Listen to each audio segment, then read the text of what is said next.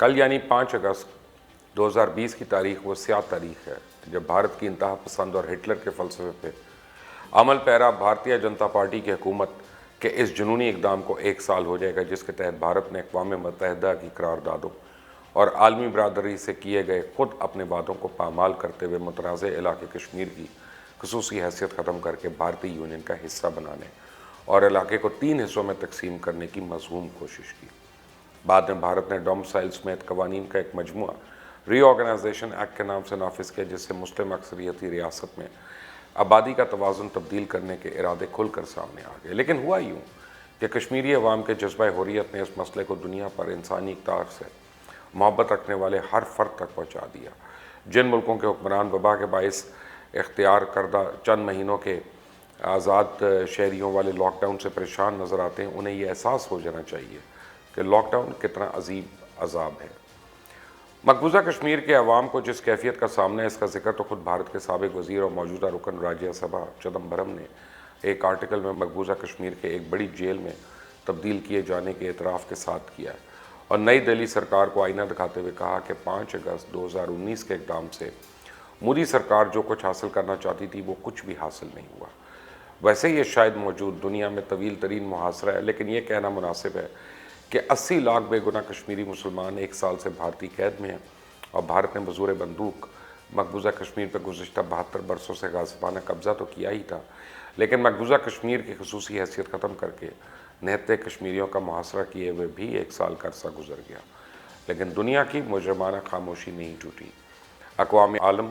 इंसानी हकूक़ के दावेदार और OIC खामोशी के साथ कश्मीरियों पर ढाए जाने वाले मुजालिम का तमाशा देख रहे हैं। ईद कुर्बान पर मकबूजा कश्मीर और भारतीय रियासत उत्तर प्रदेश में कुर्बानी पर तो क्या, ईद पर भी पाबंदी आयद कर दी गई। मकबूजा कश्मीर में मसाजिद को ताले लगा दिए गए, मसाजिद के दाखिली दरवाज़ों पर पहरे बिठा दिए गए और मसाजिद की तरफ की जाने वाली मुसलमानों पर लाठी चार्ज करके भगा दिया गया। ये जमहूरियत के दावेदार भारत का असल चेहरा है जो दुनिया को नज़र नहीं आ रहा,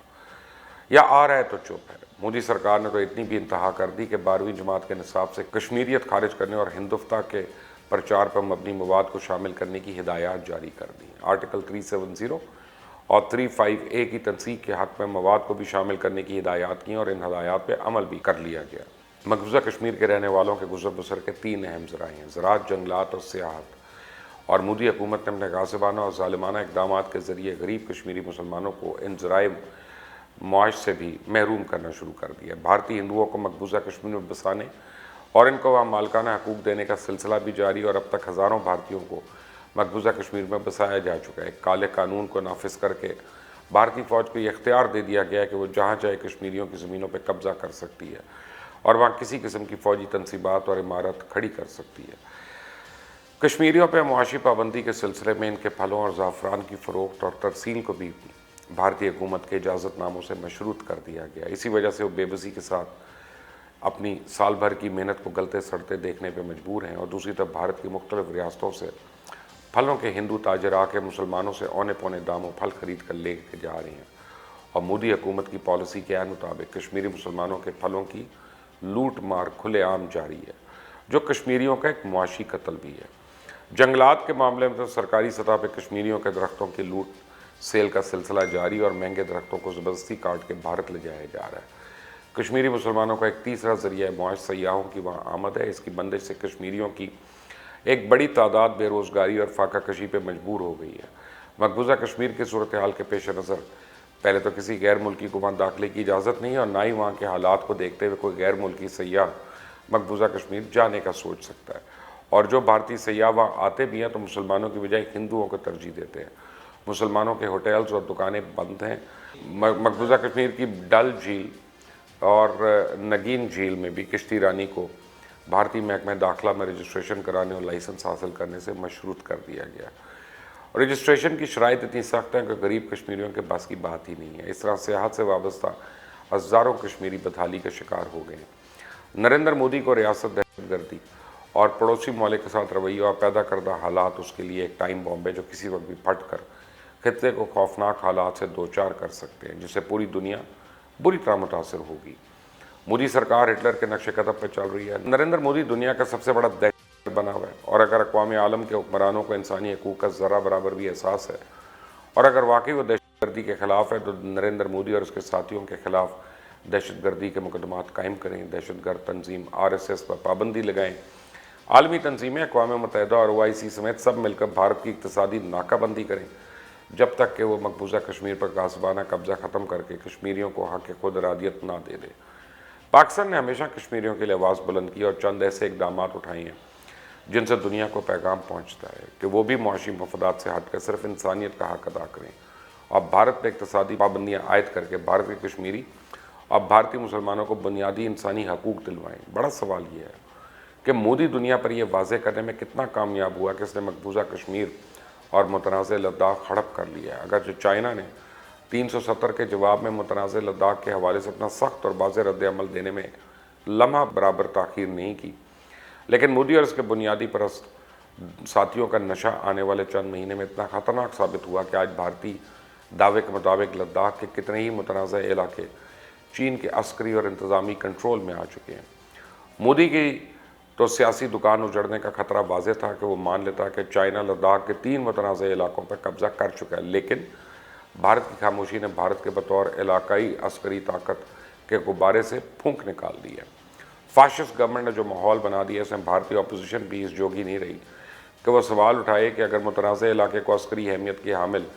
3 مقامات پہ چائنیز قبضہ نہیں ہوا تو نئی دہلی چائنا سے مذاکرات کے لیے کیوں سفارتی پاپڑ بیلتا رہتا ہے؟ ابھی 2 روز پہلے مذاکرات کا جو چوتھا دور ناکام ہوا، اس کا آخر بھارت کے حوالے سے کیا ایجنڈا تھا؟ فاشسٹ بھارتی حکومت نے فقط اپنی انتخابی فتح اور اس کے بعد انتہا کے غیر پیشہ ورانہ میڈیا کے خطرناک سپورٹ کے فالو اپ میں جو مہلک پارلیمانی اقدام کیا اور سونے پہ سہاگا، اس کا مزید فالو اپ بھارتی مسلمان خصوصاً اقلیتوں کی شہری حیثیت کی تبدیلی کی آگ لگا کر کیا۔ اس کا رد عمل مودی کے ماسٹر اپنے 2 روزہ دورے پر دلی موجودگی میں بخوبی دیکھ گئے۔ ادھر خالصتان تحریک کی خبریں سوشل میڈیا پر ہی نہیں مین سٹریم میڈیا پہ آنے لگی ہیں۔ نیپال بھی بھارت کے لیے سیکیورٹی تھریٹ بن رہا ہے، جو کچھ آزادی و خود مختاری کے لیے بے چین 7 مشرقی ریاستوں میں ہو رہا ہے، اس نے بھارتی سلامتی کے داخلی مسائل پیدا کر دیے ہیں۔ مسئلہ کشمیر اب عالمی امن کے لیے فقط ایک فلیش پوائنٹ نہیں، یہ تیزی سے بلنک ہو رہا ہے اور سیٹی بجا رہا ہے کہ جب کہ بھارت کو ہلا شیری دینے والے نیتن یاہو کو ڈیل آف دا سینچری اس کی اپنی کنویں میں گرنے کے بعد اپنی پڑی ہوئی ہے، اور ٹرمپ پر بھی بھارت کی ٹھوس عسکری صلاحیت واضح ہو چکی ہے کہ امریکہ بھر کے عسکری دانشوروں پہ ایک بڑا بوجھ آن پڑا ہے کہ اس سوال کا عین درست جواب تلاش کریں کہ کہیں بھارت جیسے غیر مستحکم داخلی خطرات سے دوچار منقسم ملک جو اپنا علاقہ چائنا کے قبضے میں جانے کے بعد احتجاج بھی نہیں کر سکتا، کیا اچھا دفاعی اتحادی ثابت ہو سکتا ہے؟ کیا اس کی اتنی سخت ہے کہ وہ ساؤتھ چائنا سی میں جا کر امریکہ کے اپنے گھڑے مفادات کا دفاع کرنے پہ امریکہ کی مدد کر سکے؟ تو نہیں۔ لیکن ایک بڑی ڈیولپمنٹ جو ہونے جا رہی ہے اور وہ یہ ہے کہ پاکستان نے اپنا نیا نقشہ بنا دیا ہے اور اس میں کشمیر شامل ہو گیا۔ انشاءاللہ اصلی طور پہ بھی کشمیر شامل ہوگا، لیکن اب وہ اقوام متحدہ کو بھیجا جا رہا ہے، گوگل کو بھیجا جا رہا ہے، ہر اس جگہ پہ جہاں پہ نقشہ ہونا چاہیے۔ دعا کریں کہ کشمیر جلد از جلد آزاد ہو اور یہ 5 اگست کی رات جو ہے اب یہ ان کے لیے تاریکی ختم کرے اور یہاں سے امید کی نئی کرن کل صبح کو پھوٹ کے کشمیریوں کے لیے آزادی جو ہے وہ دلوا سکے۔ میرا نام مبشر لقمان ہے۔ انٹل دی نیکسٹ ٹائم، اللہ حافظ۔